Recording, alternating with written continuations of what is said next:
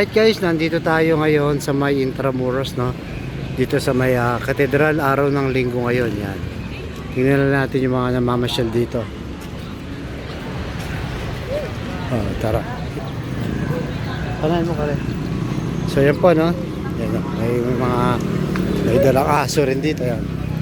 Dito yung mga kalesa, no? Na kung saan na yung mga pumapasyal. Lalo siguro yung mga foreigner. Tapos dito sa side na to, mga babayan, no?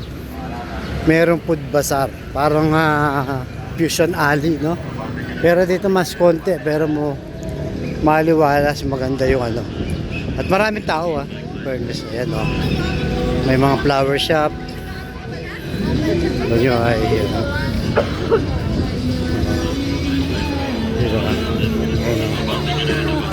Lahat na makita niyo. Daming kumakain, no? Ayan.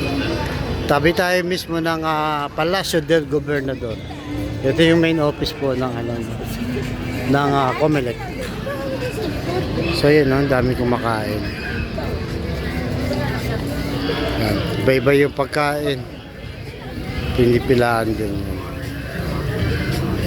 Ayan, dami namamasyal. Nakaka-relax po ng mga kababayan dito. Bukod sa maganda yung panahon, ayan, presko, no? Ayan, may potato corner din, yung mga shawarma, mga fruit shake or juice. Ayan. Tapos daming naka-standby din. So yan po yung Intramuros, no? Pag may time kayo, pasyal kayo, no? Intramuros, Maynila. Ayan, sumisigla po yung turismo, no? Dito sa Maynila, sa pamumuno yan, no? Ng ating director na si Crystal Bagatsing. Ayan. Marami rin po mga foreigner dito. Ayan, ito po yung simbahan. So ginagawa ngayon yung Intramuros. Sisimba po tayo bilang pasasalamat. Ayan, no? Dami. Tapos meron ka pang pwedeng e-bike, no? Yan, electric bike. Scooter pala ito. Moving parking. Mga scooter, pwede itong arkilahin, no? Tapos dito sa gitna, may nakapila na po. Mamaya papasok tayo dyan para magsimba.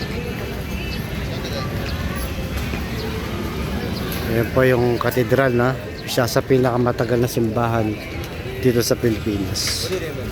Yan, ang daming nakastambay hanggang doon, mga nagtitinda. Yan, dami.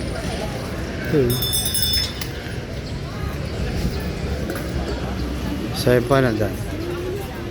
So yun mga kababayan, no? Short video lang po to. Ingat po kayo pagpalay tayo ng pumay kapal. Huwag kalimutan magsimba araw ng Linggo. God bless po. Thank you po.